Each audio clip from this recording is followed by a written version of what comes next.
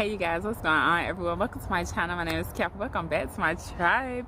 All right you guys, so today is April 1st, so I am doing veda, and this should be on my gardening channel, so I hope you guys enjoy this video. We're gonna hop right into it. Can I even say you can have a good day at work because you're home? Yeah, I can have a good day at work at home too. Recording a video. You have a good day at class too then. Oh. All right you guys, so they're my collard greens. Can y'all see them? Okay, yeah, do y'all see them? They're beautiful, right? Hi. That was the boy child. So here are the collard greens for this year. I hope you guys can see that because I'm not looking at the camera. But yeah, so these are my collard greens. I've been growing collard greens for a couple of years now, and what I have learned about growing collard greens is that they do well in shade, and they are not in shade right now. I can see what I'm doing. All right, so here's the thing. What I normally do, and most of you guys already know this about me, is I grow in mulch. And so to give you a perspective, a little bit of a perspective, it's an elevation right here, so this has about a foot of mulch on it. So let me see if I can point it out. There is raised up. I don't know if you can tell based off this camera, but it's an elevation from here up, and it's probably like a foot or more. And I pretty much just dug a hole in the mulch, and you can kind of see it like these three. I dug a hole and I put the collard greens in the mulch, and this is how they turn out.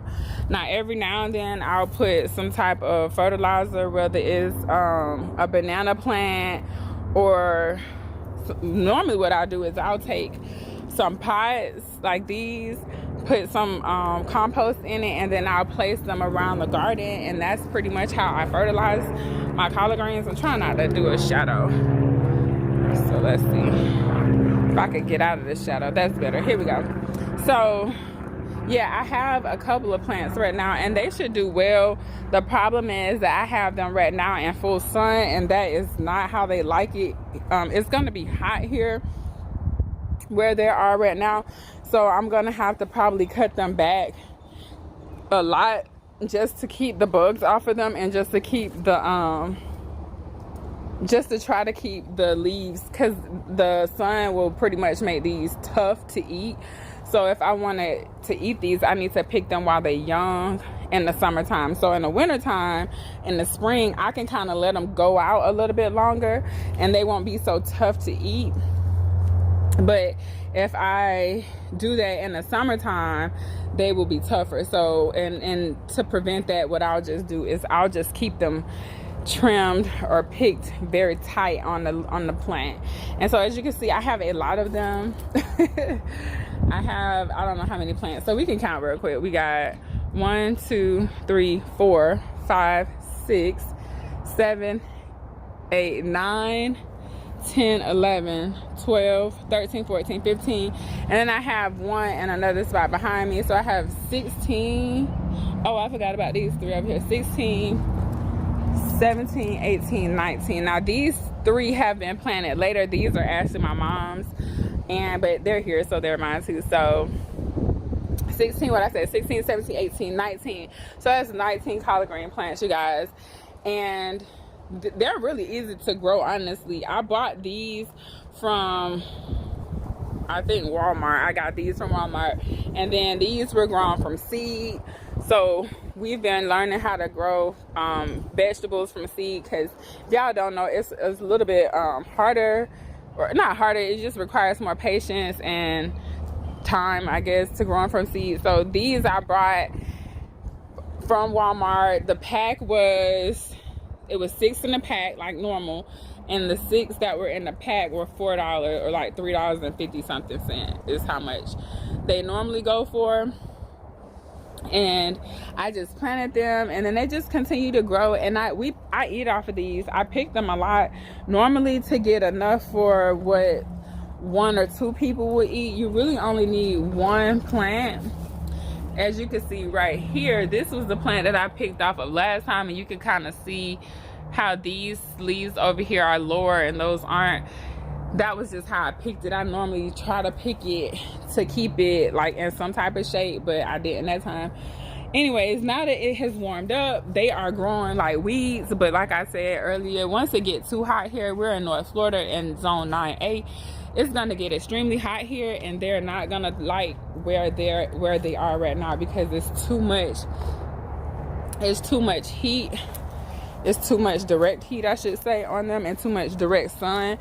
A good place for these would have been on the side of the house, where it gets less shade. So like for me, this side gets the most shade because the sun comes up from that way, so that's shaded longer. But I planted them there the last couple of years, and because of that, it was some bugs over there. I can't remember what kind of bugs they were, but they kept eating my collard greens, so I decided to move them to a different spot this year, just to let that bug hopefully die and not keep eating my collard greens. And so yeah, you guys, these are my plants. I will pick them. I'll have to pick some later for my neighbor. This neighbor guy, he likes to come by and talk to me, so I told him I have him some collard greens later on today. But yeah, everybody think that these are cabbages. These are not cabbage. These are collard greens, and they look really good in your front yard. To me, as a plant, like a pretty plant, as well as a edible plant. It's not just something that's pretty. And so yeah, I really don't do much to them. I don't come out here and water them. Like I say, there'll be fertilizer and things like that in these pots. I'll put rabbit manure, chicken manure, I'll put eggshells, I'll put Epsom salt. Like, I'll basically turn these pots into mini compost bins and place them throughout the yard. I'll put plants in them as well, but I'll place them throughout the yard, and then they will just pretty much be fertilizing the plants that they're close to, including these collard green plants. And if the collard green plants turn yellow, I typically just come out here and throw some Epsom salt on the ground. They normally don't, though, because this mulch provides so much nutrients to them that they typically get everything that they need. But if they were to turn yellow, I would just use Epsom salt. I would come and do some I would do Epsom salt. I would put some banana peels around them and some chicken manure and some rabbit manure as well, and that will bring the plant back to life. But like I said, I haven't had to do that because they are getting tons and tons of nutrients from the mulch. And with the mulch, it allows the plant roots to stay moist longer, so I don't have to water them as often. And with the more mulch, like I'm telling you guys, I got over a foot of mulch over here, and this is one of the newer places, so this has more mulch on it than the rest of the let me not go that way. This has more mulch in this area than the rest of the garden, because this is where it was actually dumped at this last time, as you can kind of see. And then the pile has went down some, and I've been like trying to clear out this area, so I'm working on clearing all of this out. I need to spread it that way this time, because I want, where you see that wine bottle is a little bit to the side, that's all of my garden, but I let the weeds grow over them, so now I got to remulch it and all that stuff. But anyways, the collard greens, so yeah, people also ask me, how do I preserve them? I keep a plant and I come pick mine off the plant when I want them. I don't like them in bags. I don't like them in cans. I don't like them frozen. My mom cooks hers all the way and then she freezes hers, so she says she likes that, but I like mine straight off the plant. I like them tender. I don't like them mushy. And yeah, I've kind of gotten picky a little bit with how I like my collard greens, because like I said, I have had access to fresh collard greens for a couple years now, and I can taste the difference in the plant, and it just tastes so much better when you can have it. Now, if it's just you and your family, depending on how much y'all eat collard greens or whatever, then 1 or 2 plants might be enough for you. I would say the next time you see the collard greens in Walmart, just get 2 packs of them. Even though 2 packs, well, get 1 pack, that's still 6, but I always buy more because I know that anything could happen. the plant could break, it could get diseased or whatever. And it never matters how much collard greens I grow. There's never enough. There's never enough. There's always more collard greens, or people wanting more, or you know, when I'm growing them, like, people stop and they ask me, you know, how much are they, or can they have some, or whatever. And so yeah, this is my collard greens. And I think that's really it, you guys. I'm telling you how to grow them, but it's really not like I do a whole lot. The biggest thing is the building of the soil. And so like I say, I use the mulch to build the soil, and I'll add different types of manure. I used to use horse manure a lot because I could go to this lady and get the horse manure, but I don't use the horse manure anymore because it I had a lot of weeds in it because of, I guess, the horses eating grass and things like that. And then it's not breaking down, the compost pile wasn't hot enough, I guess, to stop it from reseeding. So I would always have like a whole bunch of weeds. So I stopped using the horse manure, and I don't have to go get it. I don't have to get my chicken manure or my rat manure because I have that on site. But for the horse manure and cow manure, like, I would have to go and get it. I normally went to this lady, and man, like, this lady that had some horses, and I would just get it from her compost pile, and I would just come and spread it. So this whole yard, especially like the front yard and my sides, have had so much like manure and fertilizers over the years that the plants thrive in this, you guys. And now I just every now and then come in and add a little bit more fertilizer to that area by putting these plants on these pots of fertilizer around the plant. So I'll maybe put like one pot right here that'll feed both of these and that plant and that one, you know what I'm saying? And I won't have to keep coming out here and watering it. So that's what I've been doing, you guys. And when I'm speaking about fertilizer, it doesn't have to be anything major. I'm saying banana peels. Let me show y'all what my compost pile look like. Hang on one second.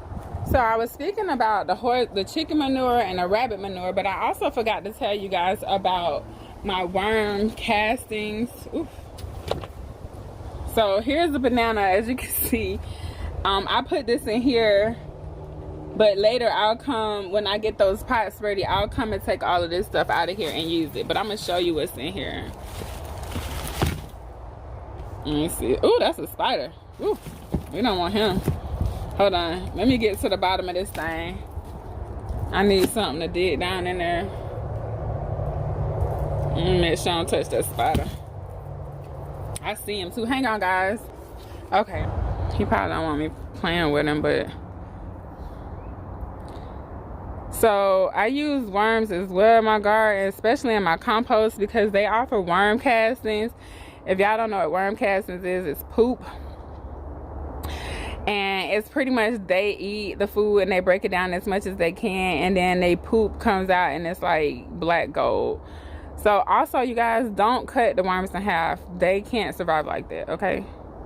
Just leave the worms how they are. We need the earthworms. They help aerate the soil as well as offer fertilizer to your plants. So if you got worms, then you're doing something right. I'm gonna let this guy go back in there because he's probably freaking out.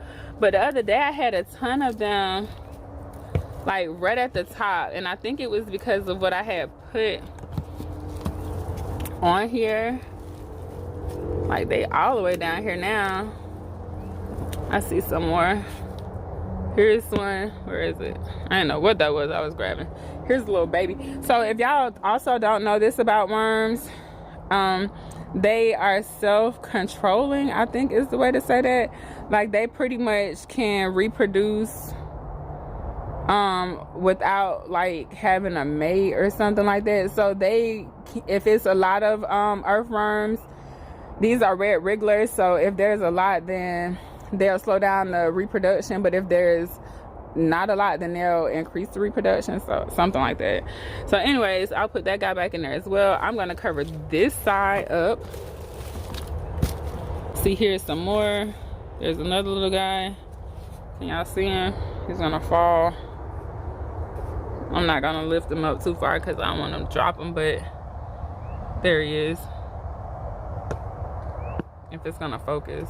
I don't know if it wants to focus on him, but look like it wanna focus on that log. There he is. Kinda.